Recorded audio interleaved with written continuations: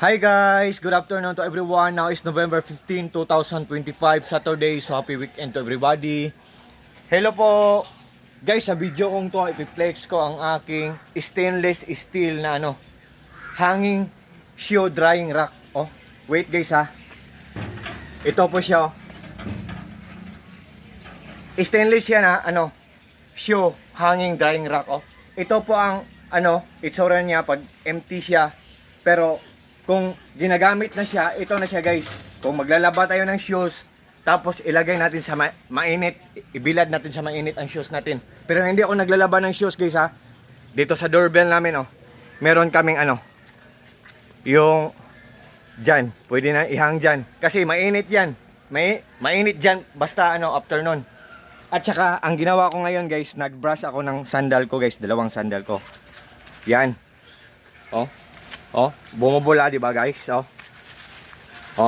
Di ba? Yan dito. At saka look at guys ha. Nagbabrush ako kanina. Pinakita ko lang sa inyo na nagbrush ako guys, yan. Tapos pagkatapos banlawan guys, yan. Look at guys ha. Guys, mura lang siya guys. Tapos for sure guys, maglalast long to guys. Nandyan sa link ko guys, sa lahat po ng mga interesado dyan. Ito guys 5 pieces siya guys. Sa lahat ng mga interesado dyan, just trust me, just click my link or just click my basket guys. Andito ako sa labas ng bahay namin, sa outdoor garden namin. Yan. Yan. Pwede dito, sa gate namin.